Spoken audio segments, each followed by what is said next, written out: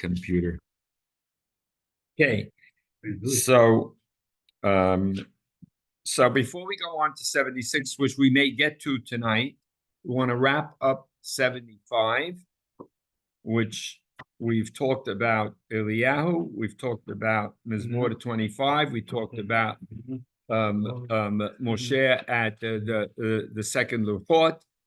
We talked about Yaakov and Esav, the two, what we call the internal conflict. We talked about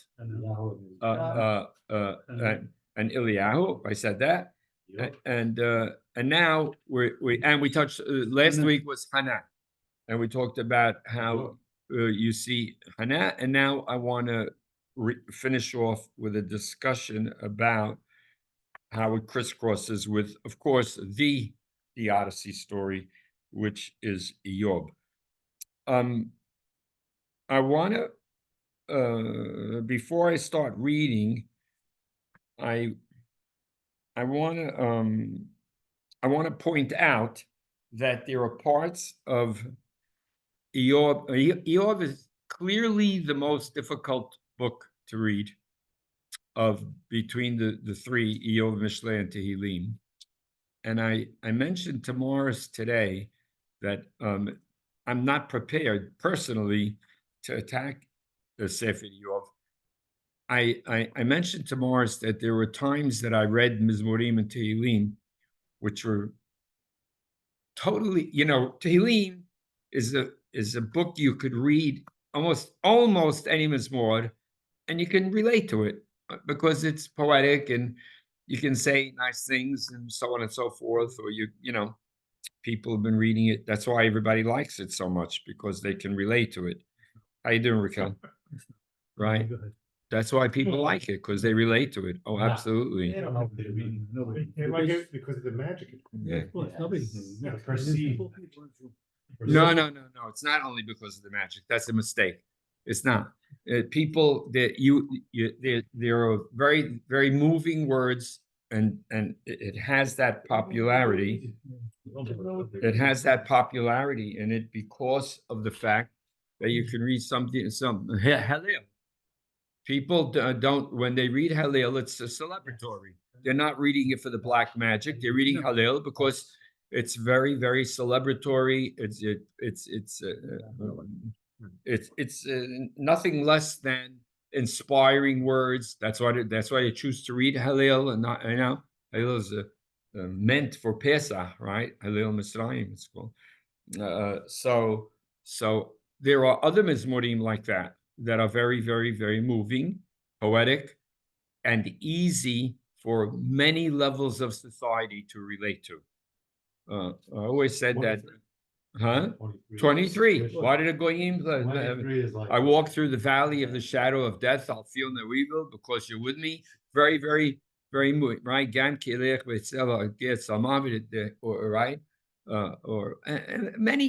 There are many Mizmorim that do that.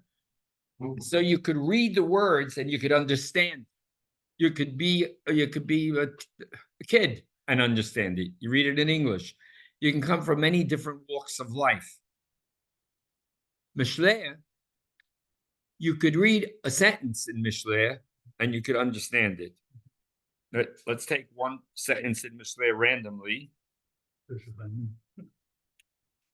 I took one. I took a random. Open up to chapter 13, verse 12, and I'll read the Hebrew and you read the English. In the middle of a chapter, in the middle of nowhere, Mishlei has about, tell you how many chapters in Mishlei. There are 30 chapters, 31, right? 31 chapters, and we're in 13, and I took it at random, so let's see what happens. 13, 12. Hon mehebel yim'at, v'kobetz al yad yerbeh. 13, what? No, 12. No, 13, 12. 13, 12. Okay. 13, 12. Hope deferred sickens the heart. Say it again. Hope Yeah. deferred sickens the heart. Go ahead. but desire realized is a tree of life. Okay, hope, forget if the translation is right or not. It doesn't matter. It doesn't matter. Like, we're not going to spend time on You this. read 11, not Yeah, 12. Right? You read 11. not I 12. read No, you read 12. No, we got 11. 11. You're right. Read 11. Yeah. Okay, I wasn't looking. Wealth may dwindle to less than nothing. There you go. Horn, wealth. That's good. Now we're on the right page. Yeah. Horn mehevel yamad. Wealth. May dwindle to less than nothing. V'kobetz al yad yerbeh. But he who gathers little by little increases it. Okay, right? It makes sense, right? Read it again in English now, straight through.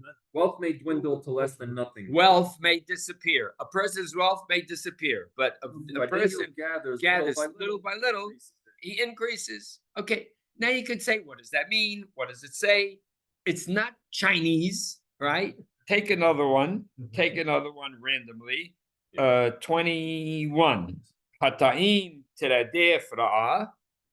Misfortune pursues sinners, Ve'et tzadikim yishalem tov. but the righteous are well rewarded. Okay, that's right. You can read it, you can understand it, and it makes sense. So there's a famous saying with this is that Mishleh, you can understand the verses. Tehillim, you can read the whole Mizmor and understand it. To read them and to connect them is not so easy, but you could understand them as one.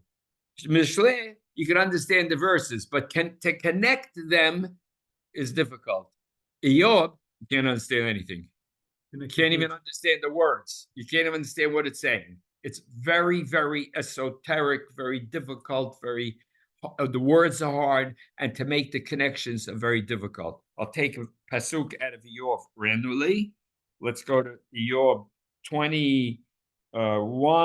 It's where I put my hand. Okay, let's just read what you're right. I'm not saying no, just let's read one thing.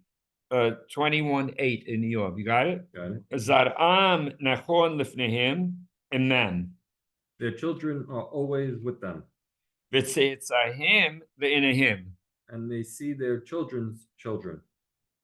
Okay, makes sense in the middle of the. Keep reading. Their homes are secure without fear. They do not fear the rod of God. The rod. rod of God, yeah. Their bull breeds and does not fail. Their cow calves and never miscarries. Right. They let their infants run loose like sheep, and their children skip about. You know who he's talking about? The bad guys. The bad guys. Okay. Yeah. So that you could understand. All right. That being said,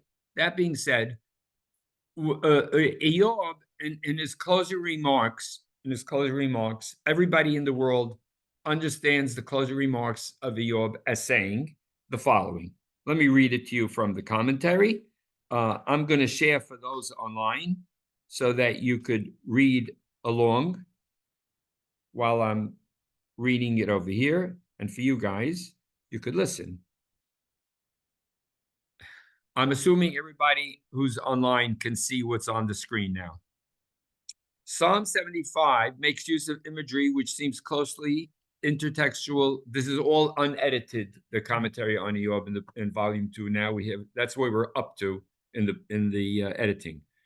Psalm 75 makes use of imagery which seems closely intertextual with the end of the book of Iyov, as both portions of biblical poetry concern themselves with God's justice coming to the righteous after calamity.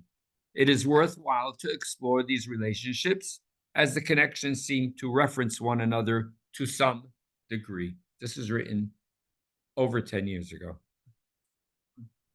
In particular, the part of Iyov which contains God's response to Iyov contains the parallels. That's at the end of the book, right? You know how the book goes? Everybody knows there's 3 guys. You do? We did last week. You did it last week. I said it last week, right? The 3 guys. And then there's Elihu who talks, and then Iyov, God answers Iyov. Okay, so God's response to Iyov contains the parallels. Rather unsurprisingly, considering that Psalm 75 contains God's response to the psalmist, similar to complaints in Psalm 74. Because Psalm 74 is the response right? Psalm 75 is a response to the complaints in 74. How could you do this? How long could you keep this up? And so on and so forth. Okay.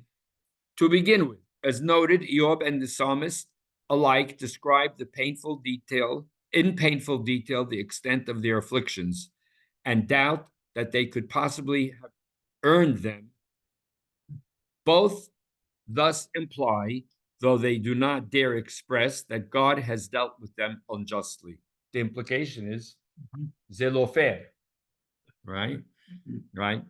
God thus responds to both of them. In each response is an interesting image, God measuring out or setting up the foundations of earth. In Iyov, for you guys who are on the book and look at your books, the guys on screen could see the verses. In Iyov 38, verses 3 to 5. Ezor na kegeber halasecha, ve'esh'alcha v'hodi'eni. Efo hayita beyos li'aretz, haged, im yadata bina, misam mimadeha, kiteda, ominata aleha kav. You could translate Mars better than the ones that I have here used. 38, 3 is the first Three. one. Okay. Gird your loins like a man, I will ask, and you will inform me. Where were you when I laid the earth's foundations? Speak if you have understanding. Do you know who fixed its dimensions, or who measured it with a line? Onto what were its bases sunk? Who set its cornerstone? Right. Where were you? Right? What do you know about all of this? Psalm 75, verse 3 to 4. When I decide the time, I will judge with equity. The big one that compares to what we just now read from Iyov is Nemogim eretz kol yoshbeha, aniti kanti amudeha. The world and its inhabitants are melting away. Everything is disintegrating. I set it up, established it perfectly, the foundations. I set up the foundations. And we, of course, explained, what did we say that means? You did it, right? When I set it up, everything was good long time ago, right? It should also not elude the reader that God introduces this response with a warning to Iyov that he must gird his loins, right? The gird his loins, right? In order to stand before God in argument. God begins Yirmiyah with the same instructions as he appoints him to his task as prophet. Take a look at Yirmiyah 1:17. What does he say? You all have it? Let's see if I brought it down for them to see. That's it. Go ahead, read it loud so everybody else could hear. And now you gird your loins. So both of them are told, gird your loins, right? You know what, by the way, the expression gird your loins, I'm assuming you folks online and everybody here knows what it means. No, more than get ready. No, that's what you do when you get ready for battle. When you go to battle in the ancient world, you have your weapons, you have your sword and knife and whatever, all this stuff that you carry. So you have a belt on and you pull the belt very tight to think of the weightlifters. You know, when you see them when they're about to weightlift, they have a belt on and you see the guy pull the belt in all the way. He makes it very, very, very tight because he's about to pull, and otherwise, I guess will bust. You'll get you get a hernia and so on and so forth. So when you have a very tight belt on like that, it'll hold you in. So now you're going into battle. Get ready. This is going to be very, very trying. So everybody knew. There's the famous thing that he told the king. He told the king of Israel tells the king of Aram, forget. He tells him, don't be Hoger Kimfateya. He tells him, I'm coming, I'm going to kill you, I'm going to wipe you out. So don't count your chickens before they hatch. But he uses the expression, don't talk like you're releasing the your belt, like the guy, like you're finished, like you didn't. You're talking like the guy who's letting the belt out and everything is good. So that was the expression used for war. It is a war term, strictly. Yirmiyah is given, as of course you see over there, all war imagery, right? You got to take them on. You got to take on Iyov. What does he say? Gird up your loins, arise and speak to them all that I command you. Do not break down before them. Al tehat b'pnehim, don't be dismayed, lest I make you dismayed. Don't be in shock and alarm and fear, because if you are, then I will shock you and fear you, right? You read the Hebrew, go ahead. I have made you today a fortified city and a pillar of iron and walls of copper, of bronze. And that's what a fortified city looks like. You're a fortified city. You're ready to go. How you doing, Ron? So another interesting point of connection between the two texts appears in the very last chapter of Iyov.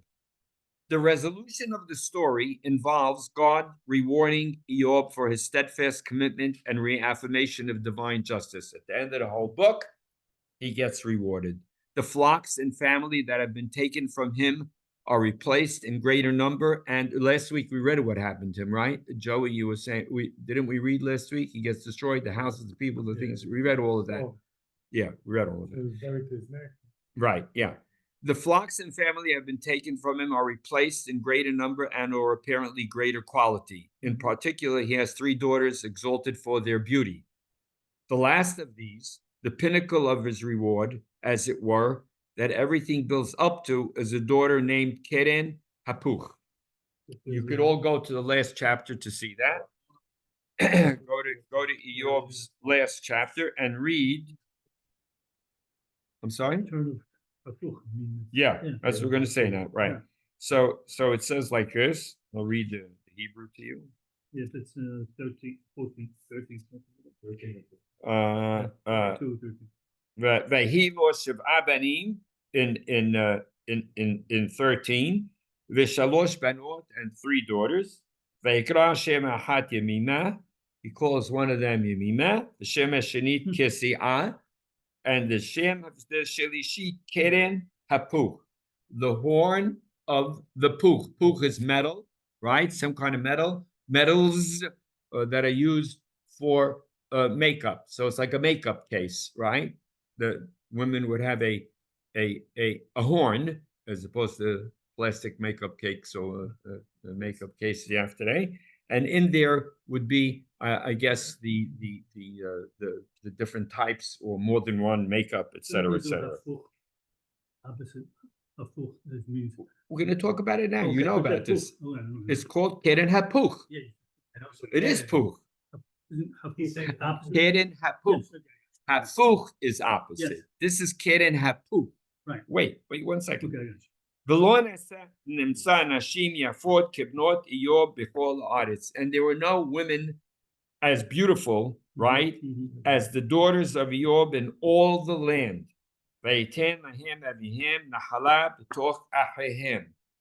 And their father gave them inheritance with their brothers.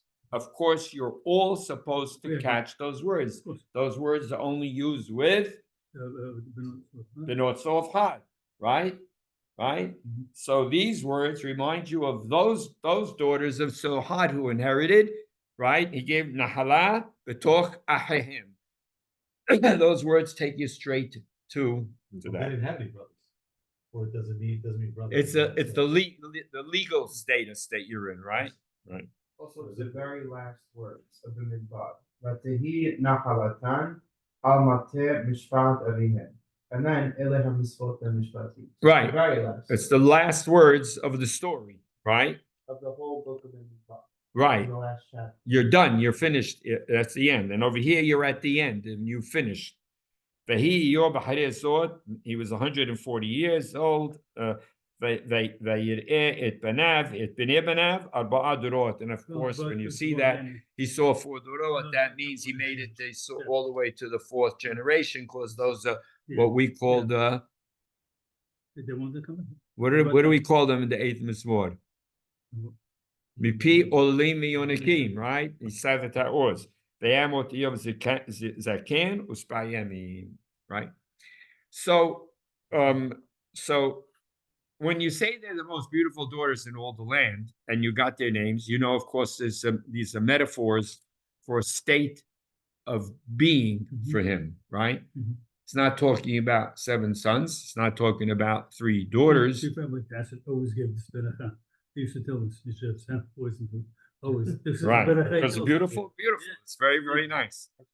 But when it says the most beautiful in all the land, it says it's the most beautiful in all the land, it's describing something that is attained, was attained by, that's attained through this knowledge.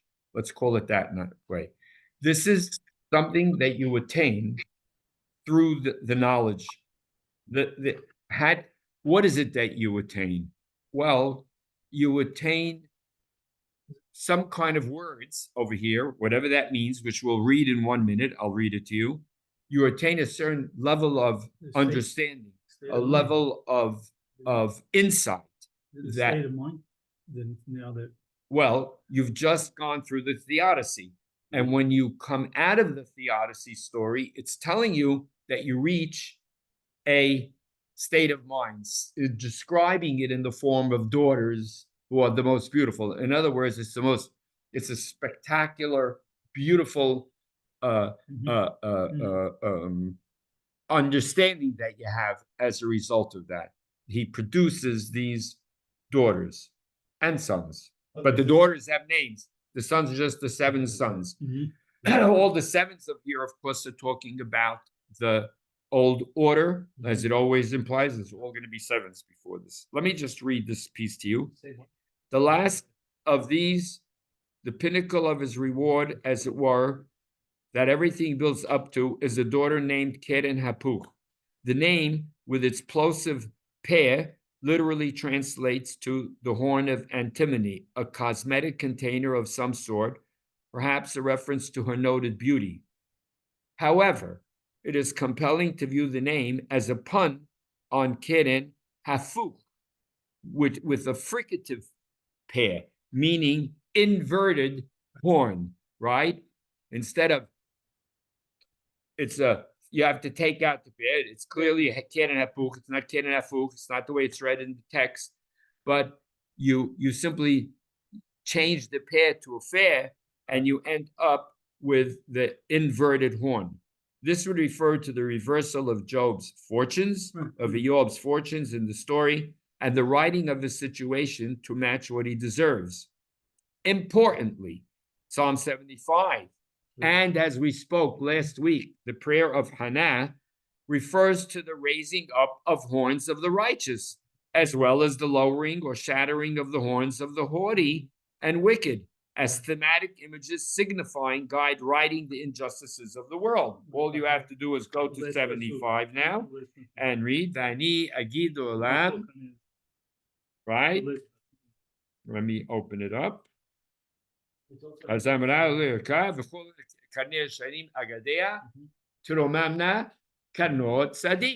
last words are and we spent last week explaining how much Hannah, where the term comes up, of course, heavy duty. So between Hannah and our Mizmor and Hannah, which the connections are overwhelming, now you have in the conclusion here the connection to the ideas of Keren Hafuch, the reversal again, and it says it explicitly because it's called Keren Hafuch, the reversed Keren, right?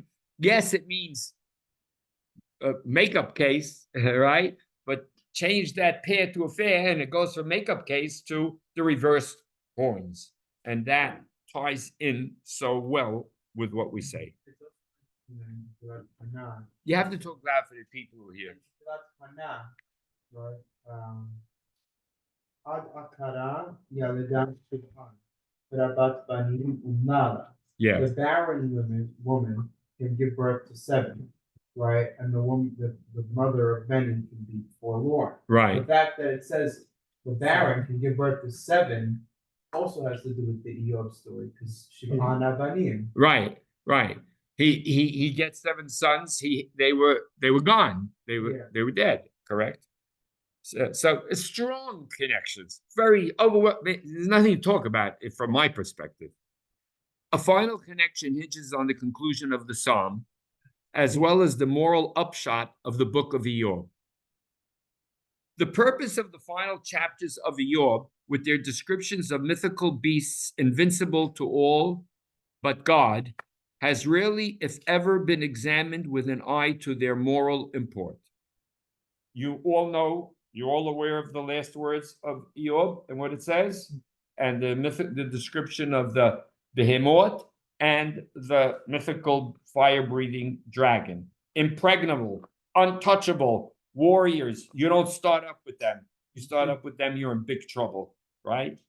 So, a final connection. The purpose of the final chapter with the mythical beasts invincible has rarely, if ever, been examined with an eye to their moral import. The most common understanding of the depiction of the behemoth and Leviathan is a sort of Kal vachomer, a fortiori argument by God. You know what Kal vachomer means, everybody? Yeah? Right. You would not dare, quote, you would not dare challenge these monsters, yet I am their creator, and they are my pets. And you think to challenge me? Right? Iyov's response to this overwhelming description by God of powers far beyond his comprehension is to concede having overstepped his boundaries in questioning divine justice. You know. Yet these chapters may be read to have a more subtle and, from a moral perspective, more meaningful import. This may be recognized after a close reading of Iyov 40 to 41, including details of the descriptions of the animals and their intertextual language with other texts. Far from tangential, this discussion identifies God's moral instruction to Iyov, and with it a key element of the psalmist's conclusion in Psalm 75. Below is God's final statement to Iyov in its entirety. Vayan Adonai to Iyov min Sarah. He answers him from the whirlwind. What did we say whirlwind means last week, everybody? Huh? No. The Theodicy. You refer to the Theodicy as a whirlwind, right? Because it's completely disruptive. You're being thrown around. Izod na kegiber halasecha ish alchav hodi'eni. Sorry. 40, I have 40 verse 6. Right. Then the Lord replied to Iyov out of the tempest and said, "Gird your loins like a man. I will ask, and you will inform me. Ha'af tafer mishpati tashieni leman tisdak. Would you impugn my justice? Would you condemn me that you may be right? V'im zerah ke'elach u'b'kol kamot terim. Have you an arm like God's? Can you thunder with a voice like His? Adena gaon v'goba v'hod v'adar tilbash. Deck yourself now with grandeur and eminence. Clothe yourself in glory and majesty. Hafetz abrot apecha. Scatter wide your raging anger. Ur'eh kol ge'eh v'hashpilehu. See every proud man and bring him low. Re'eh kol ge'eh hachni'ehu. See and bring them down. See every proud man and humble him, and bring them down where they stand. V'hadoch resha'im tahtam. Bury them all in the earth. You're off of me. Yeah. You're at 12.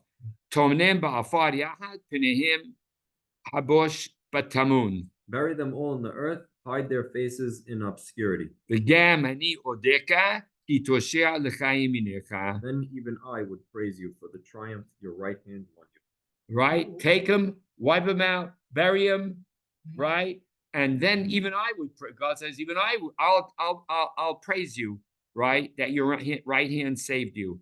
Hinena behemot asher asiti imach hasir tabakar yochal. Take now Behemoth, whom I made as I did you. He eats grass like the cattle. Hold on a minute. Right? God is talking to you. Yeah. That's how we open up. Vayan Adonai to Iyov. He's answering him. Yeah. This is all a speech from God to Iyov. No, not at all.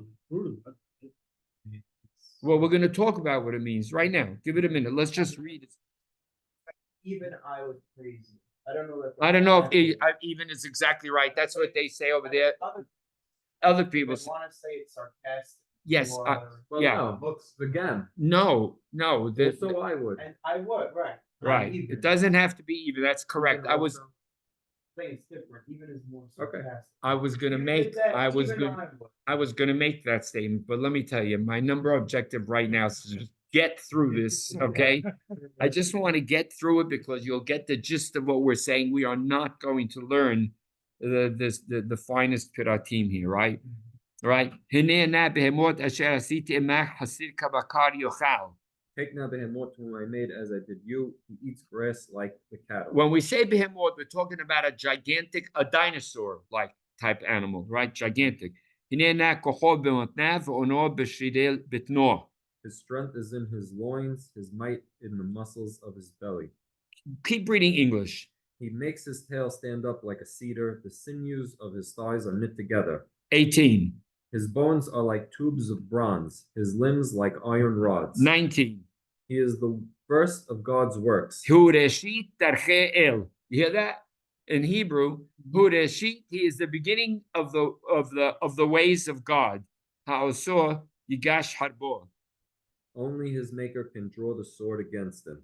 Kibul. God, keep reading. The 20. mountains yield him produce, where all the beasts of the field play. He lies down beneath the lotuses, in the cover of the swamp reeds. The lotuses embower him with shade. The willows of the brook surround him. 23. He can restrain the river from its gushing. He is confident the stream will gush at his command. 24. Can he be taken by his eyes? Can his nose be pierced by hooks? Can you You talk, like you're talking about you have a little fishing hook and there's this monster who's the size of the Empire State Building, Godzilla, what are you gonna do, right? Keep going. can you draw out Leviathan by a fishhook? Can you press down his tongue by a rope? Can you put a ring through his nose or pierce his jaw with a barb? Will he plead with you at length? Will he speak soft words to you? Will he make an agreement with you? Hayichrot berit imach. I like the words berit. Hayichrot berit imach. Will he make an agreement with you Right. to be taken as your lifelong slave? 29. Will you play with him like a bird and tie him down for your girls? For the kids to play with, right? 30. Shall traders traffic in him? Will he be divided up among merchants? Ben Canaan. The word is ben Canaanim. Yeah.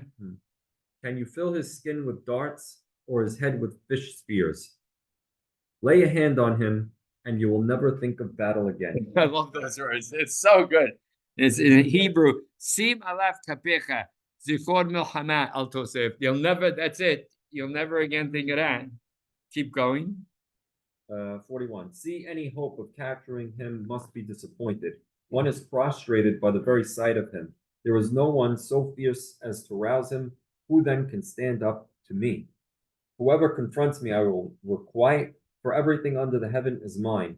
I will not be silent concerning him or the praise of his martial exploits. Who can uncover his outer garment? Who can penetrate the folds of his jowls? Who can pry open the doors of his face? His bare teeth strike terror. His protective scales are his pride, locked with a binding seal. One scale touches the other, not even a breath can enter between them. They're so tight, the scales on his back, Yanni, that no hour, nothing can get in between there. It's sealed, right? Ish ba'ahihu yidbaku. Each Yidubaku, right? Yeah. Each clings to each. They are interlocked so they cannot be parted. Right. His sneezings flash lightning, and his eyes are like the glimmerings of dawn. Firebrands stream from his mouth, fiery sparks escape. No, this is really Out of his nostrils comes This is where they smoke. got Godzilla. That's why Now I see where they developed Godzilla. This is where- that's why I wanted you to read. Yeah, you never read it. That's why I wanted you all to read it. 11. Say it again. 11. Firebrands stream from his mouth. Mipiv lapidim lochu. Fiery sparks escape. Right. Dor ish. Right. 12. Out of his nostrils comes smoke, as from a steaming, boiling cauldron. Nefsho gehadim telahet. His breath ignites coals. Flames blaze from his mouth. 14. Strength resides in his neck. Power leaps before him. The layers of his flesh stick together. He is as though cast hard. He does not totter. Lebo yasu kemo abin. His heart is cast hard as a stone, Yasu kefelah tahtit. hard as the nether millstone. Go ahead. Divine beings are in dread as he rears up. As he crashes down, they cringe. No sword that overtakes him can prevail, no spear, nor missile, nor lance. He regards iron as straw, bronze as rotted wood. No arrow can put him to flight. Sling stones turn into stubble for him. Clubs are regarded as stubble. He scoffs at the quivering javelin. His underpart is jagged shards. It spreads a threshing sledge on the mud. He makes the depths seethe like a cauldron. He makes the sea boil like an ointment pot. His wake is a luminous path. He makes the deep seem white-haired. There is no one on land who can dominate him, made as he is without fear. He sees all that is haughty. You see the word libli in Hebrew, that's in al afad moshlo, kasui libli hat. Right? He can never be dismayed. Yeah, go ahead. It's called gaboah yireh. He sees all that is haughty. Hu melech al kol bnei shahatz. He is king over all proud beasts. Okay? You see, I said it, but you have to read it. You have to hear it in all of its fullness to hear how the description works. It's not enough to just say, oh, fire breathing. You have to hear him describe every one of the details. On the above, my revered teacher, Rabbi Solomon Sassoon, has pointed to a number of fascinating intertextualities in support of a reading which links God's response to Iyov and his appointment of Jeremiah as prophet. To begin with, as noted, God opens this final address to Iyov by warning him to gird his loins in preparation for what God has to tell him. Ezor na kegeber halasecha ish alcha v'odi'eni. So he tells Iyov, gird up your loins now like a man, and I will demand of thee and declare thou unto me. This is quite similar to what God tells Yirmiyahu, warning him of a need to steel himself against all fear in his task, which will include opposing the political and religious leadership of the nation at great personal risk. Thou therefore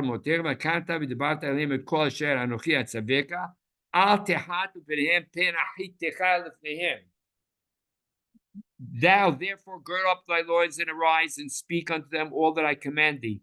Be not dismayed at them, lest I dismay you before them. This is followed by God's rebuke of Iyov for directing his anger at injustice at God. As in Psalm 75, God is emphatic that he has properly, quote, measured the foundations of earth. Iyov, as the psalmist did in 74, may have overstepped his boundaries, as God is not the source of the injustice in the world. Thus, a number of rhetorical questions drive home the point that Iyov lacks the wisdom or the might to second-guess divine justice. However, the message does not end here. In the reading of Rabbi Sassoon, though most scholars are content to read the next several statements as rhetorical challenges amounting to, dare you play God? What do you think, you're God? As though most read the account of the behemoth and Leviathan as overwhelming displays of the might of God, God's creations, and Kal Vachomer, God himself. Everybody says what I thinks that's what all of what we just now read means, right? What do you know, right? You can't, right? God himself, Rabbi Sassoon reads, God himself. Rabbi Sassoon reads a number of God's statements to Iyov as serious moral directives. And the accounts of these magnificent speeches as part of the message. From 10 to 14, God tells Iyov to come out of his dejected state, conquer his own righteous indignation, and direct it to the lowering of the haughty. You don't like what's going on, do something about it. This, of course, This is, of course, language that should evoke not only the mission of Yirmiyah in speaking truth to power, but also the final verse of Psalm 75. It is imagery of shattering the horns of the wicked. The directive is followed most strangely by the description of the behemoth and Leviathan. Yet, due to the close reading of Rabbi Sassoon, the context may shed light on the elements of the description. Consider the very beginning of the description. In verse 15, Hinena behemoth asher asiti imach hasir kabakar yochal. They eat grass as an ox. Hine na koho b'modnav. His strength is in his loins, and his force is in the stays of his body. This first verse, right? The first verse tells Iyov, after telling him to guard and oppose the evil and haughty, to consider the behemoth which God made. It eats mere straw like cattle. Yet it has great might in its loins. Despite its tame diet, it is not beyond God to make a mighty beast out of an herbivore. He's not a lion that's, with the claws and everything. He eats grass. By the way, they show it when they show the dinosaurs, they're eating from the trees, right? They're herbivores. It's amazing. The reference to its loins, quote unquote, seemed to be a further cue to refer back to Yirmiyah 1:17. Another allusion, this one to the next verse in Yirmiyah 1:18, appears with two more verses describing the behemoth. Its bones are pipes of brass, and its bristles like a bar of iron. Yeah, brass and iron, right? This should evoke the careful reader a memory of God's promise to Yirmiyah. God would strengthen him as a fortress city and an iron pillar, and like brazen walls, as he challenged the powerful political and religious leadership of the nation. So Rabbi Sassoon says, you see that he's telling him he has to treat himself, and that's exactly what he told Yirmiyah.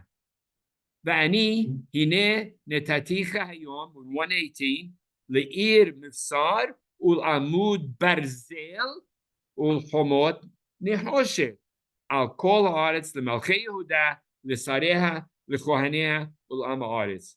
So he uses the word nehosha, uses barzel, and over here he uses nehoshet and he uses barzel. He uses war imagery. Yirmiyah, the famous thing with Yirmiyah is he's going to fight a battle. Right? Read it. V'nilchamu elecha, the Lord, and they're gonna make war against you, and they're not going to prevail. They're not going to succeed. So I want to just for a minute have you turn to the last chapter of Tehillim before the Coda, where this idea is going to be I'm sorry, that's 144 is the last chapter of Tehillim before the Coda. Tehillim closes on 144, Tehillim proper. The last 6 Mizmorim are the ones that you're used to praying every day. It starts with Tehillah David, acrostic, and it ends with Hallelujah, Hallelujah, B'Kodsho. That's the last 6 Mizmorim, which, by the way, is 80 verses, just to let you know, right? Yeah. The last 6 Mizmorim are 80 verses. 80 verses. And this is what has exactly, and this is more the 141 has exactly 130 words. So it's 130 words followed by 80 verses, right? But I'd like you to read, Ronnie, will you read that first verse to us? The David is the superscription, and then he says,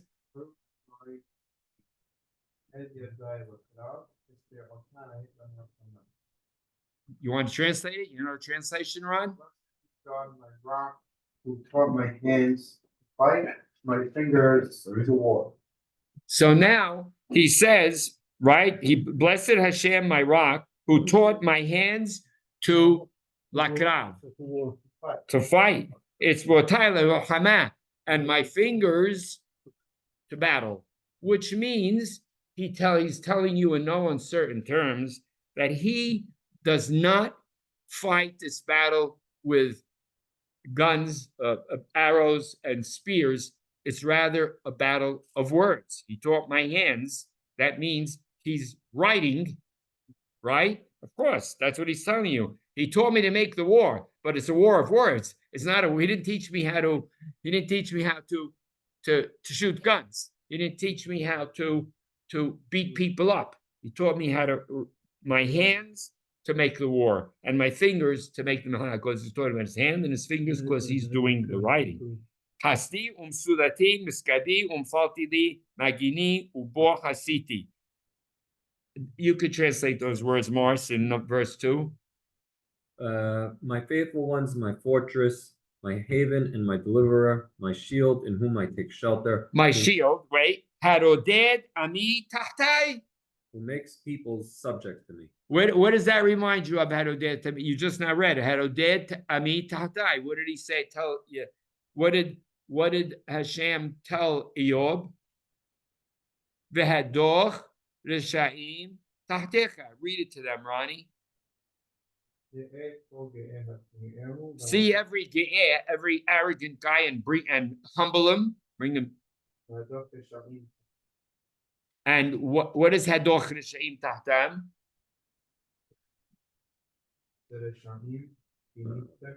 And bring them down where they stand. Right. So haroded ami tahtai. In 144, the last words. Who makes peoples subject to me. Right. Adonai ma'adam b'tedaehu ben enosh v'tahashebehu. Oh Lord, what is man that you should care about him? Mortal man that you should think of him. Adam lehebel damah. Man is like a breath. Yamav ketzil ober. His days are like a passing shadow. Right. So you see that he uses the imagery in the end. He recalls the 18th Mizmor and the 8th Mizmor in Tehillim.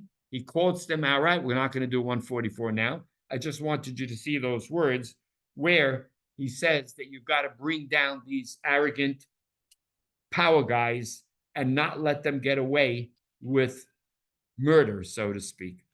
And how are you going to do it? Well, you're going to fight them. But the fight is a dangerous fight because they're very powerful and they're out to kill you. They're out to get you. So he's not telling him it won't be a dangerous fight.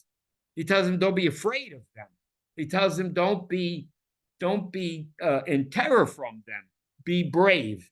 What kind of brave? Huh? God is on your side.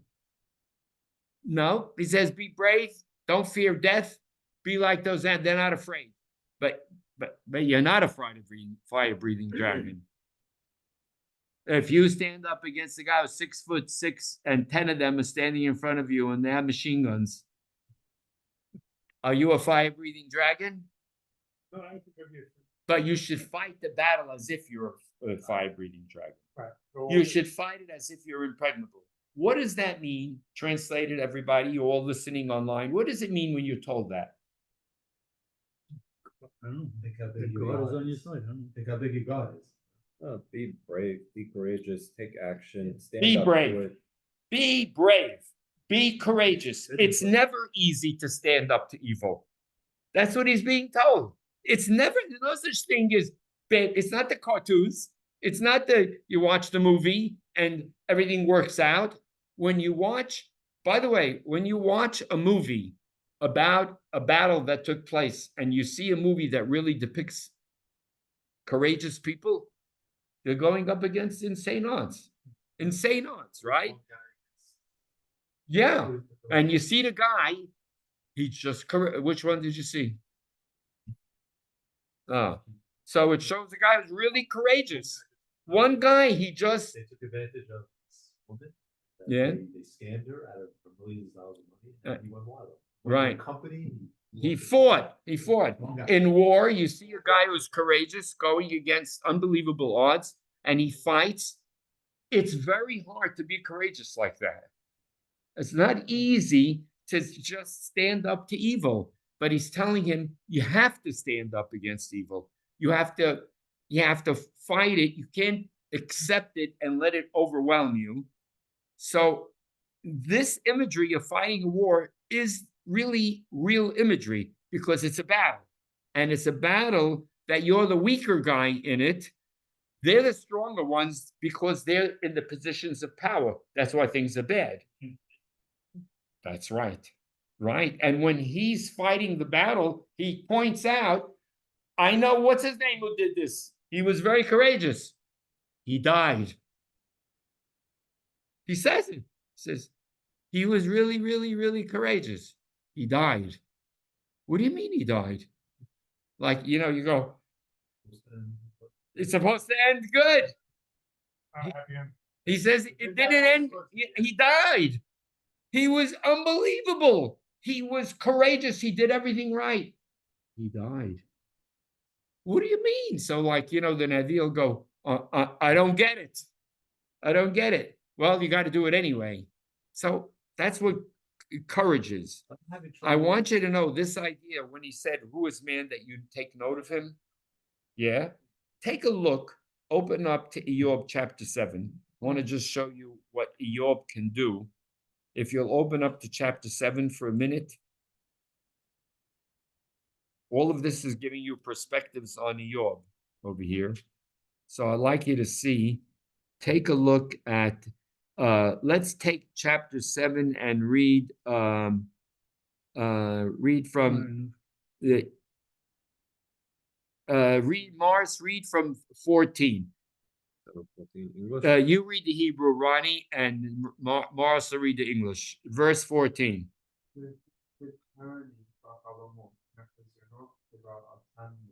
You frighten me with dreams and terrify me with visions, till I prefer strangulation, death to my wasted frame. I am sick of it. I shall not live forever. Let me be, for my days are a breath. Do you hear how Iyov is talking? All right. I mean, he's getting heavy. And I just took you into the middle of it, right? Right. I just read, and now look at the next words. Remember when in 18, we just now read, right? Adam, is like a fleeting thing. That's in 18 in the closing Mizmor, which is duplicating the words of the 8th Mizmor almost. Over here, it's ma'enosh tigadelenu, v'chi tashit elav lebecha. What is man that you make much of him, that you fix your attention upon him? V'tifkedenu lebekarim l'rgaim tebehanenu. You inspect him every morning, examine him every minute. Keep going. Will you not look away from me for a while? Let me be till I swallow my spittle. If I have sinned, what have I done to you? Watcher of men, why make of me your target and a burden to myself? Yeah, you turned me into a target. I'm the target. I'm the bullseye for the bad guys, right? Right? Why do you not pardon my transgression and forgive my iniquity? For soon I shall lie down in the dust. When you seek me, I shall be gone. You hear what he said? What are you doing? I'm going to be dead soon. It's over. I'm not going to make it in this battle that you're telling me. He says, very soon I am going to disappear. I only wanted you to see those words, ma'enosh, being used the opposite of this, how it's used in the closing words of Tehillim. In Tehillim, it's very powerful. In the 8th Mizmor, he looks up at the sky, he says, creation is amazing. Why do you even know that we exist? Why do you even know that we're here? Who are we? Because he looks at the stars and sees trillions and trillions of stars. He's a little speck on the earth, right? For a little short amount of time. And it's a beautiful imagery. It's an inspired moment, right? So I wanted you to see the contrast of over there, it's an inspired moment. He looks up, it transcends. He feels God, right? He can feel the how amazing creation is, how amazing human beings are, and in that starry night, beautiful night with all the stars, and he's overwhelmed with its beauty. Now he says, "What do you even know that I exist for?" Right? It's the opposite. So I wanted you to see the two aspects of it going on. Of course, over here in chapter 7, he's recalling that one, but looking at it from the opposite angle, right? Mm-hmm. He doesn't want you to think, when he's talking about it in Iyov, that when I said that, I'm not aware of this. And when I said this, I'm not aware of that. They go on simultaneously, so to speak. At one moment, you have a high and beauty, and you transcend. And at another moment, Joe, what happens? You can still go down. You can still go down, and yet That's- with the real, Depression. legitimate, what's going on over here? Because he says, he says, in odd ma'at ve'eneni, a little bit, I won't be here around anymore. I'm going to be dead soon. So what, this whole thing is going to disintegrate. That is, wanted you to hear this point. I didn't want to finish today's session without you getting the sense of, well, which one is it? He expresses that in Tehillim at a great at a concluding words. And over here, he expresses this thought. Which is which? How does this work? How does he function? He's giving you both of those perspectives. And when he says those words here, he clearly is reminding you of what he said over there. And when he says it over there, he's clearly, if you know Iyov and Mishlei and Tehillim, he knows that you're seeing these two aspects of it, correct? So what's his objective, Mars? You're going to say what I'm going to say. What's he doing when he's doing this? Reality. Talking from his emotions on both sides of the issue. Fine. It's reality, and it doesn't go away. It doesn't go away. What does it mean that it doesn't go away? That's circumstance is always there. That's life. Right, that's how it is. That's life. That's it. That's it. That is what it is. Does his answer at the end solve anything? Let me read a little bit more. I want to go, as usual, time is late. Okay. Similarly, no, I want to read to you a little bit more now.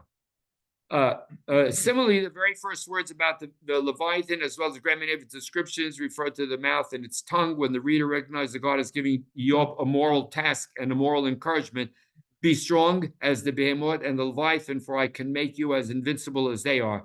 These descriptions gain significance. The Leviathan cannot be silenced. Its tongue will not be fastened. It breathes fire. Unlike those who speak haughtiness from their throats, as in Psalm 75, might is in the Leviathan's throat, Iyov, by the will of its creator. Below is a survey of statements. We're going to skip them. Following Rabbi Sassoon's identification of the characters of Iyov and Yirmiyah, and this passage is a parallel description of Yirmiyah's appointment as a prophet, all the above statements describing a mighty creation that cannot be silenced, whose mouth and face are too potent for any opponent, seem to be describing Yirmiyah as an Evi. He is to emulate the boldness of the Leviathan, and God will grant him the ability to face kings and clerical authorities. Clerical authorities means the planning. Yeah. The final collection of, I won't say that in the final one, I'll write the priests. The final collection of, Moshe for all of this, because he's one guy goes Yeah. up against same. or Well, who am I? Who am I? Tell God, you want me to go? I don't even know how to talk. entire slave population of it. No. And he says, I don't even know how. No, I don't know how to talk. I should go to Paro. Who am I? He goes, then God says, no, you should do it. He said, you got the wrong guy. And then what does he tell God? I'm not the guy. Then God says, you're the guy. And then he says, no, I'm not. And then he doesn't use that. well, Think of it. it's the same. He does. And then he does. He does. says, bury the guy in the sand. Who's the only guy who does that? That's what he said. Oh, Yeah. Doesn't he bury them? He buries the guy. He sees the two of them, right? They're fighting. He buries him. He says, I'm not going to put up with this, right? Do you think that the behemoth? All you guys listening online, everybody over here, their faces are going, wow. Right? Moshe Rabbeinu buries the guy after he says he sees him hitting the thing. He won't put up with it. He takes action. Of course, that action, they come after him. He has to take off after that, right? For 6 years. Yeah. He's as fierce, but he has a life.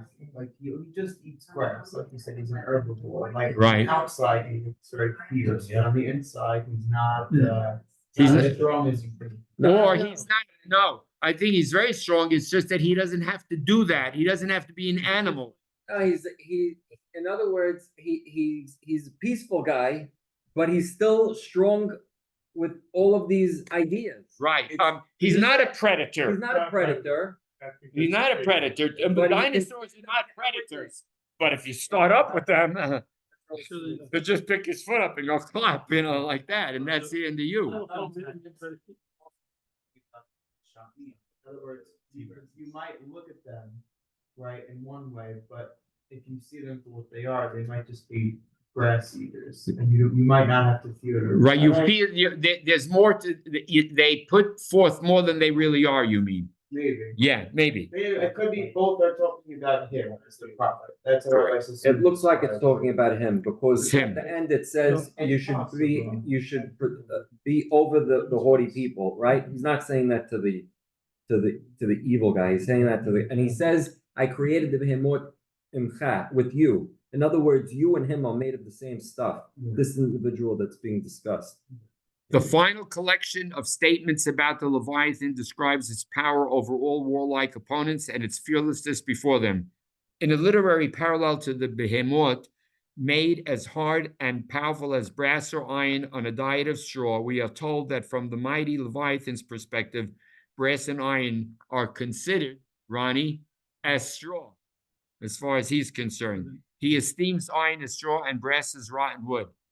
This reflects back on God's statement to Yirmiyah. If he commits to his task, God will make him both as invulnerable as a metal fortress and the strength of his enemies a trifle to him. The duration of the passage makes some specific reference to implements of war. I'm going to skip that. This passage is partially interesting for its use of both highlighted words reminiscent of the pair of Hannah, Keshet Giburim Hatim, and so on and so forth. Thus, I want to wrap up.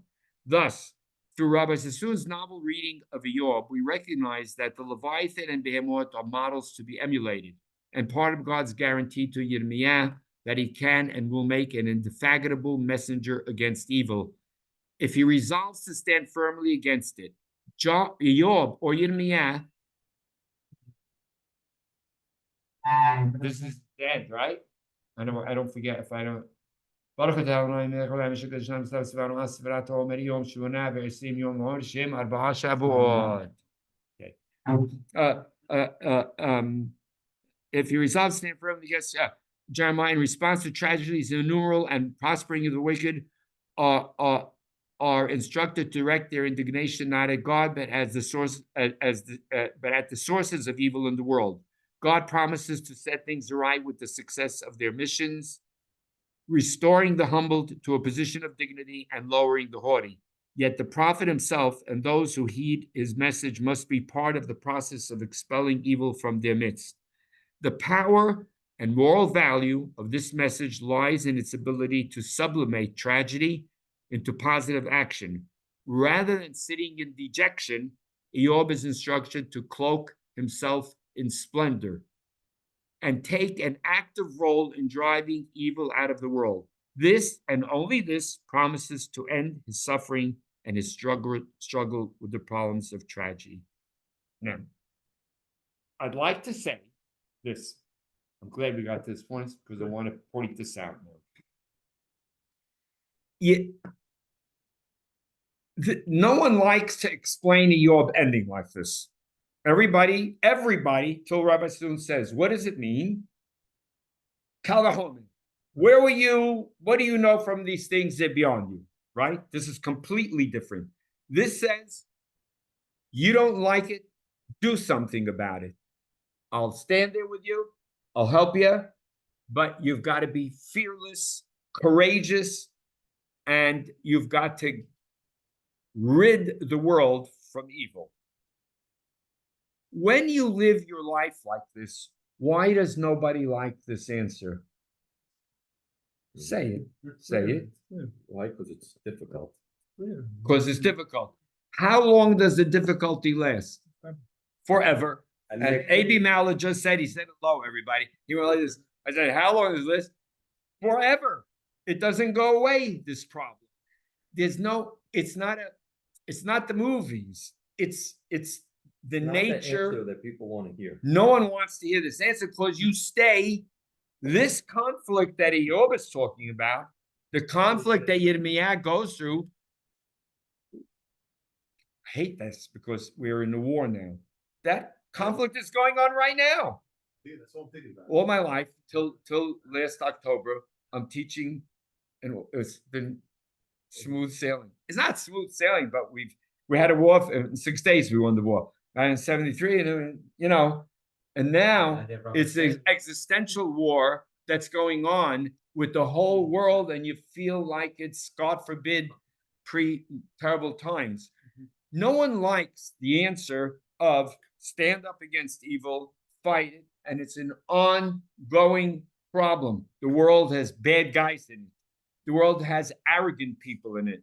The world has this situation that doesn't go away, and no one wants to hear about the ongoing conflict. When we spoke about Yaakov and Esav, that's the internal ongoing conflict, right? They're twins, but inside the battle is going. What does it mean? Say it, Morris. What does it mean? How does that tie in with this? The selfish short-term guy versus the long-term difficult road that with personal sacrifice. Right. I'm gonna die. I'm gonna die, he says. Well, who needs all of this? And it could fail. I mean, we're not What saying good? There's no guarantee. you could suffer in It that, does. and that'll be the end of And it. it does. And guys are courageous, and guys do it. Is there any guarantee for them? Did you ever see a courageous guy lose? Yes. Yes. I just said it. But doesn't it sound like God is guaranteeing it here? No, that's If- people want to And it's gonna read be it. You'd love to believe that he said a guarantee. He If never you guaranteed. go do it, right? I can be with you just like I created Right, the well, time and the behemoth. The world keeps going I'll on. work with you. I'll work with you. I'll work, but that's a Right. guarantee. I'll work with. I you. will. It is a I guarantee. will. That's what he tells Abraham. Now, you That's just said It could fail. no. It could fail. He. Is God working with you? Or Yes. I'll answer you. I'll answer you. Abraham, in the beginning of the Torah, tells, he says, yeah, you're going to have a lot of reward. He says, I'm not interested in reward. What are you going to give me? I don't have any kids. There's no future. The whole nation's finished. It's all over. He tells him, no, you'll have a kid. So he says, oh, this is great. But how could I know such a thing? What happens when they blow it in the future? So he it doesn't say this in the text. Hashem goes, good question, right? Go take a 3-year-old, right? You remember? 3-year-old animals and the support, and nobody knows what it means. Nobody, we wrote it in the commentary in volume 1. Nobody has an interpretation what that means, right, Ronnie? Nobody. What does it really mean, Ronnie? When he tells him the answer to how do I know, he tells him it will happen. But when it does happen, right, the 4th generation, they'll go free. It'll be limited punishment. There'll be hesterat penny. There'll be ramifications. They'll be severe, but they'll be limited, and it won't be eternal. And I'll keep the enterprise going. That's the guarantee. That's the guarantee. I'll keep the enterprise going. Now stop for a minute. If you say to a parent, I'm going to keep the family going, because Abraham was happy. It's going to be, yeah, it'll be very bad. How bad? Very bad. But I'm going to keep it going. The family is going to survive. So he goes, oh, that's an answer. Is he happy about he sees the birds coming to the carcasses and they want a thing and he chases them away. He doesn't want any of these dark things that are going to happen.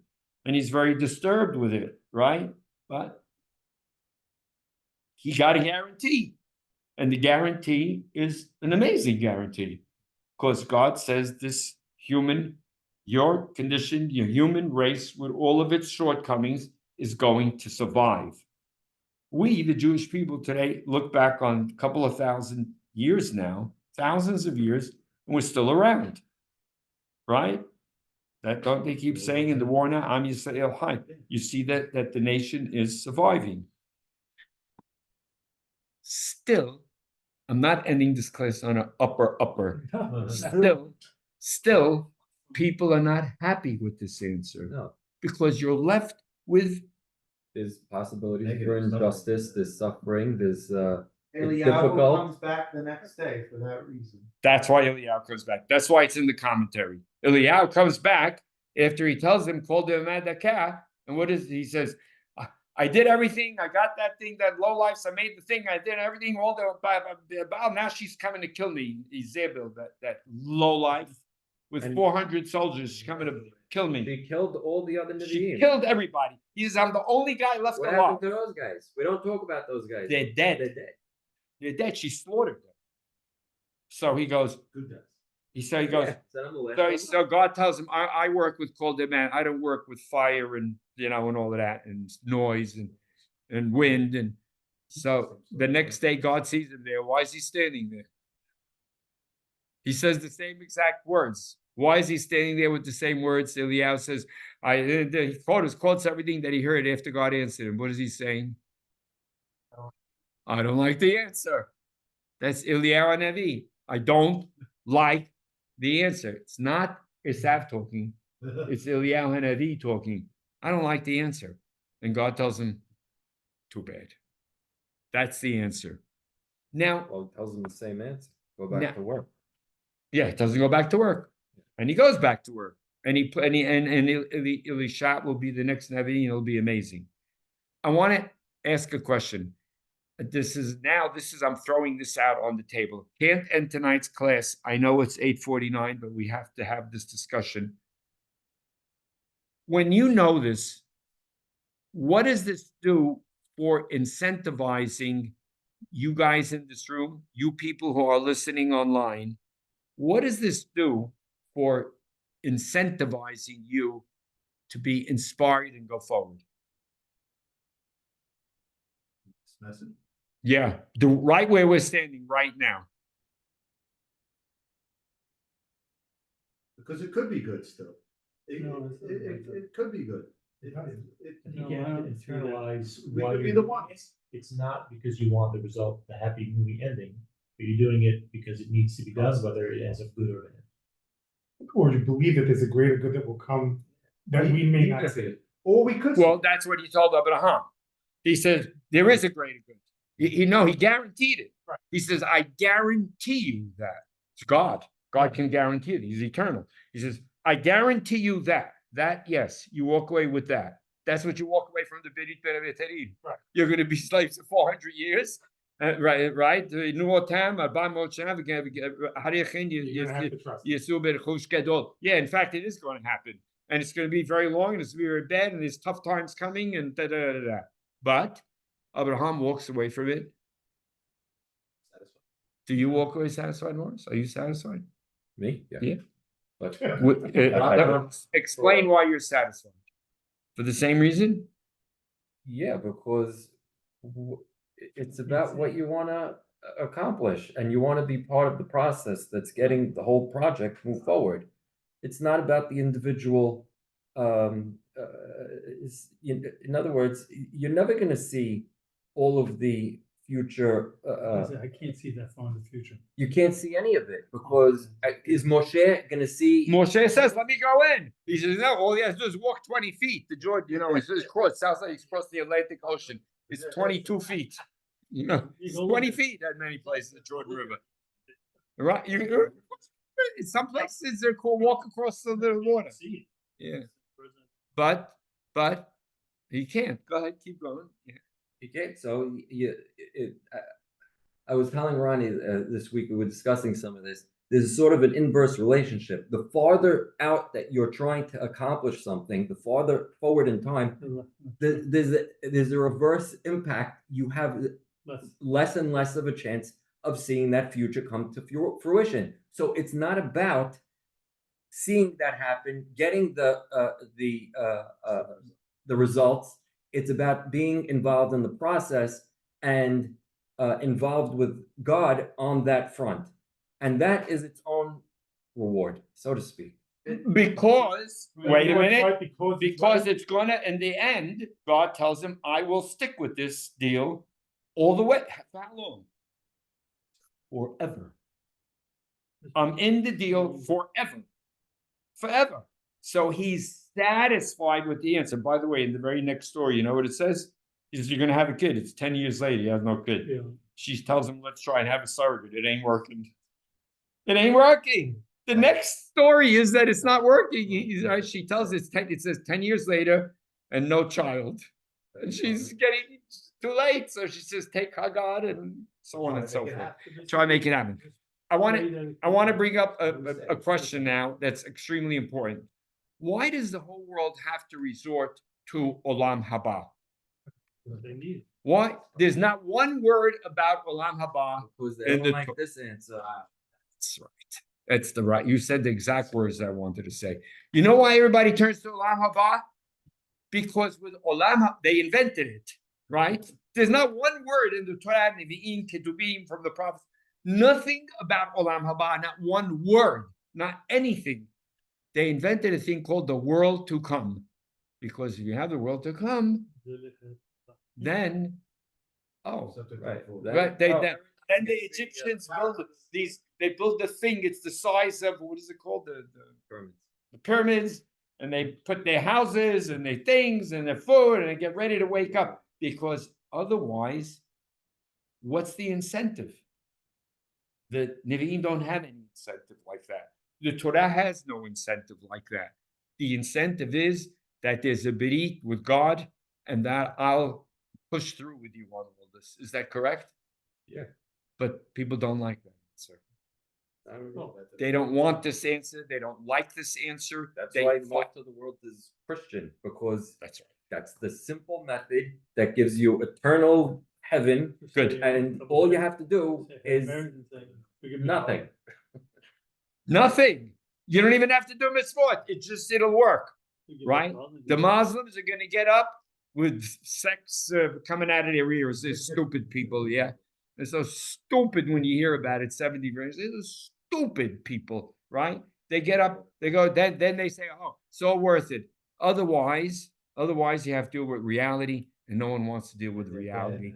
No one wants to deal with the truth. And everybody's ego is taking precedence. In order to go, I hope everybody's listening to what I'm saying, to go with what you said, you can't have an ego. No. You can't have an ego when you do to do That's- this approach. You have to be total humility. You have to look at yourself as there are 8 billion people on earth. You're one of the 8 billion, and how many have come before you? Right. I don't know. They probably know how many people have lived up until now. 42, 100 billion. 100 billion, 200 billion, 300 billion, whatever. A few hundred billion. Yeah. There was only a Right. Because couple billion people. yeah. Until, 100. And who are you? And who are you in all of this? And what are you in all of this? And who are you to have why should you, me? What's me? That's right. The most humble on earth. He accepts all of that. And he says he is the one who gets nevuah. Rabbi Sassoon would say, you know how you get nevuah? When you don't have right. But not the lowest, the one who has no ego and is egoless, which is the equivalent in our lives of a parent, a mother or a father, the caring mother. What will she do for her child? Her life? Yeah. No problem, right? What would you do for your kid? Everything. Would you be happy if the kid survives? You'd be very happy.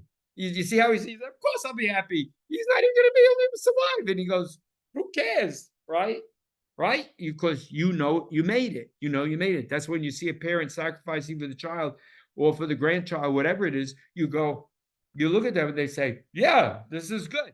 I'm okay with that, right? I want to add something now that I've been Thinking waiting. The inversion of that is the child sacrifice that goes on. Just think It would- conceptually. The inversion of that is how it kills this kid. Yeah, that's the inversion. Yeah. Yeah. You should think about that a lot. There's a lot. This class is hours and hours of class. Yeah. But Well, I want to bring up one thing to you, you even mean though there is that? no Yeah. statement in the Torah about Olam Haba. I want to bring up one statement in one Mizmor that talks about death. at one time, in the 49th Mizmor, which we have a very extensive conversation on, I'd like you to read, I'm gonna read to you. At that juncture, we show how every word in this Mizmor, it has the word Mavit in it and what the real conversation that's going on in 49. It's the 8th of the first 8 Korach Mizmorim in book 2 of Tehillim. It's the 49th Mizmor. It's the one you say in the house of the Abil. In that Mizmor, he says like this.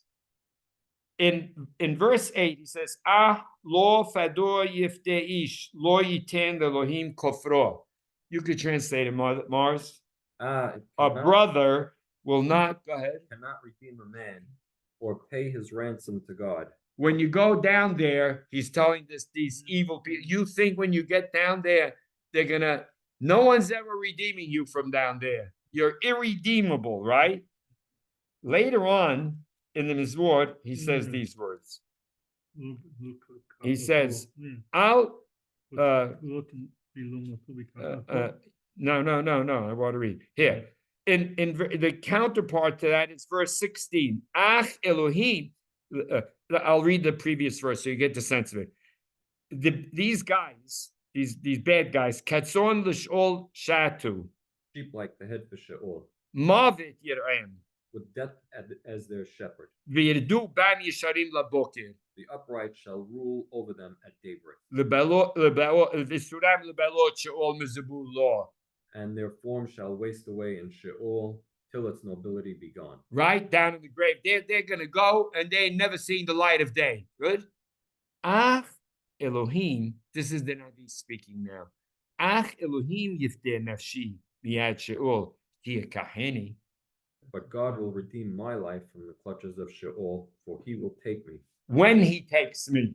I'm reading the. By the way, it doesn't. Now, I'd like to talk about those words. You know what he just now said to Nevi? He said, I don't know anything about after a person dies at all. He knows nothing about it. But you know what he says? Whatever God's going to do, whatever it is, he doesn't know what it is. He'll redeem my soul. I don't know what that is. Will I go out with a light, like a light bulb, and that'll be the end of me as a human being? Maybe. Right? It does.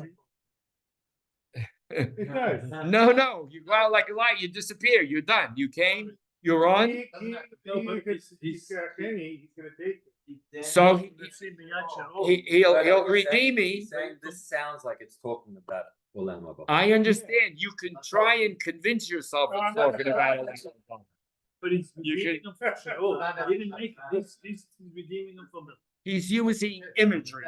He's using imagery. What's Sheol? What's down there? They don't know down there. No, There's but death. Sheol There's means nothing down there. It means death. It means God. Whatever that is, he's showing a tremendous amount of faith. God created him, right? And he's saying, I'm not gonna. You're rotten to the core. You're evil to the core, and you will never be redeemed. No one's coming through for you. But you know what? God is there. And when he takes me, he'll redeem me. Whatever that means. What does it mean he'll redeem? Whatever it means. It doesn't matter. It doesn't matter what it means to him. Those words are the Navi, I think, taking you right to the edge and saying to you, I'm satisfied with that. You know why? Because I have a creator. And he's Elahum Hanun, Erech Apayim. I don't know what it is. I don't know if I disappear. I don't know if I go out like a lion and that's the end of me. You never hear about me again, right? And the only thing that goes on is that I did God's will when I became sentient, right? I did God's will. And that goes on forever. So I attach to God through doing his will, right? I attach to the infinite. Me? I'm here for 2 seconds. Right? And I'm okay with that. He says those words. I'm okay with that. People don't like that answer. But I think that he is being very realistic and he's telling you he gets a lot of satisfaction from that for By the himself. same token, you can't say there's a hell. Of Yeah, course. it's not. Of course not. Like you say, he should go to hell, he should burn in Yeah. hell. There's no such thing. There's no hell in the Same Torah thing. either. There's no hell. There's no, it never says one word about hell.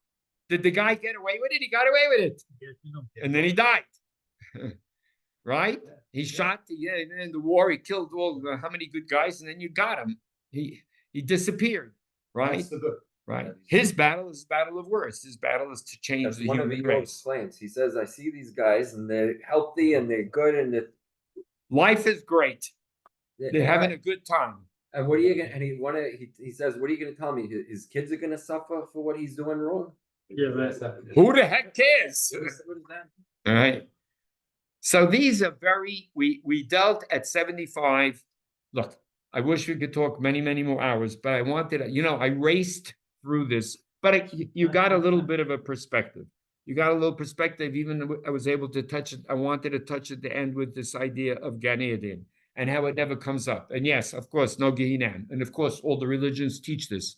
The Torah does not teach this. Torah teaches that everything is, you can change it, you can make it happen. God is there.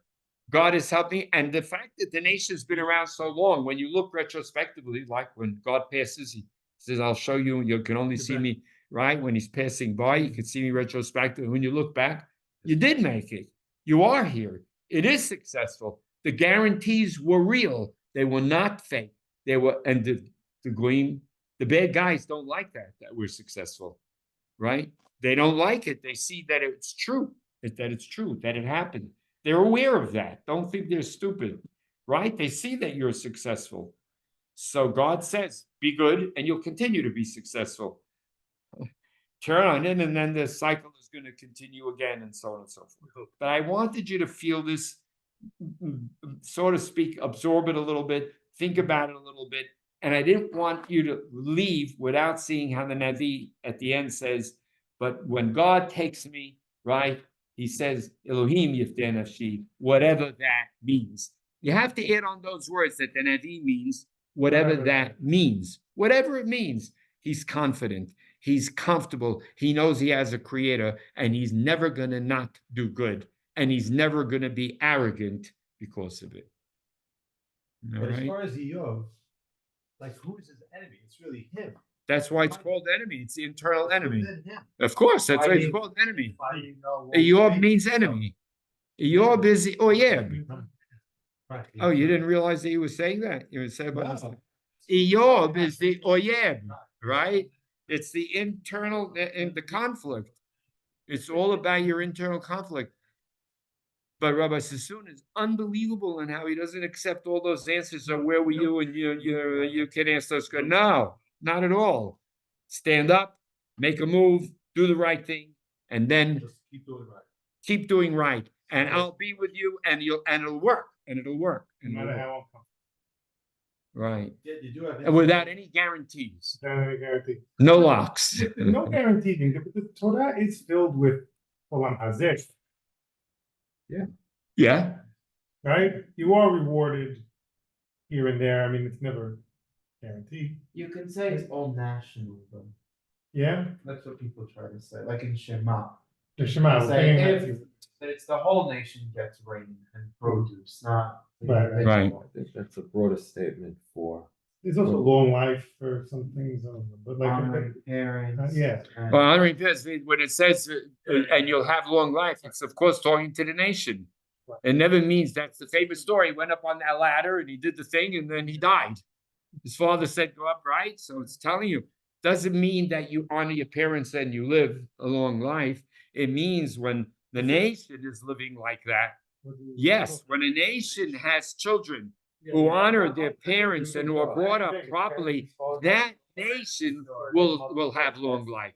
That nation will be a nation that's not into war, battle, hatred, all the horrible things. So that nation always mean, right? It always means on a national level. It never means on the one, Individual. sorry, never. But There's no, Iyov- everybody wants guarantees like that. Even the Ten But Commandments. Iyov is the individual, it's not the whole nation, it's saying even the individual can be backed by God. He could. It's possible. It doesn't have to be the whole nation. It doesn't, nothing has to be strictly the whole nation. Nothing ever has to be strictly, right? God says, when that poor person will cry to me, I'll hear him, right? Moshe is one guy. He gets answered, right? Right? God, he, what One guy pulls it off by himself, right?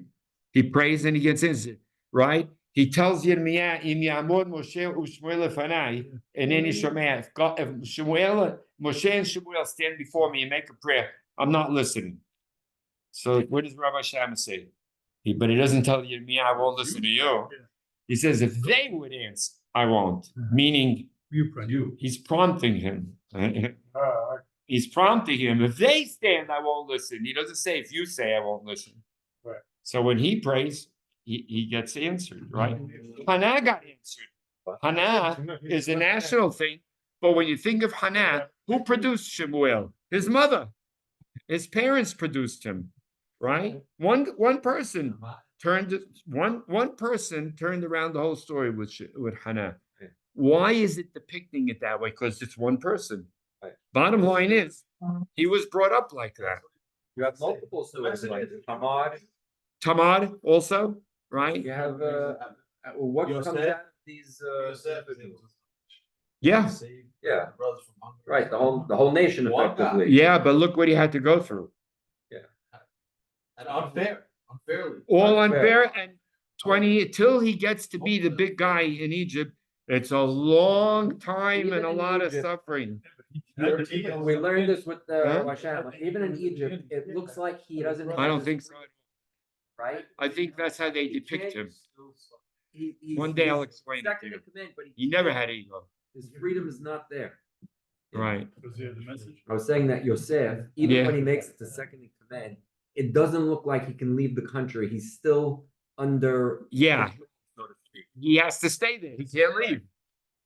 He tells them, "Take my bones out of here. I got to be here. I'm running the country.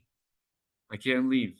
Right? He'd like to leave. Yeah, he can. You get the feeling like he'd like to leave, but he can't. Only his bones can be taken out. He can't see the He has to get special permission to go bury Yaakov. Yeah. what's the last words of Bereshit? Gam, B'nai. Don't you love someone who can do that? You like that? You like that? Really? Gam, I've never- that's the last. Gam, B'nai Machir. Also, the children of Machir, right? Ben, his Menashe's son. That means his grandson. Also, his grandson's children were born on his knees, meaning he saw the fourth generation. That's the last words of the book. He saw the future, right?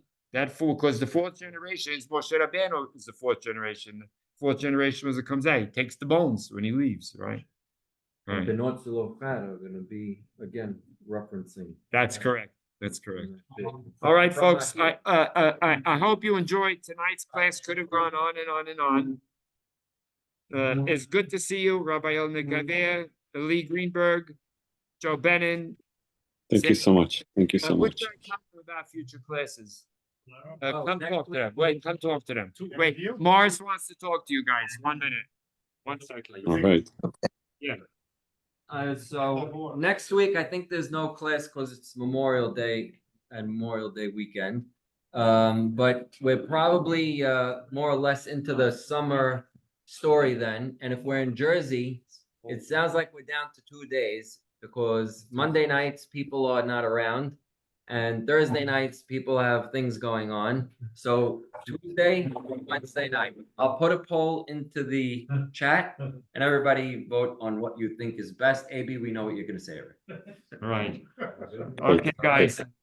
Thank you so Bye. much. Thank you so much. Thank you. So Ronnie, I thank hope you all enjoyed. I know it was a difficult class, but I hope you enjoyed. Please. A lot, a More to lot. come. Huh? We need more Thank to you so come. much. Okay, good. Great. So funny. Love you guys. The best. Love you too. Thank you so much. All Ronnie. right. Thank you. Okay. Discussed the alarm. At the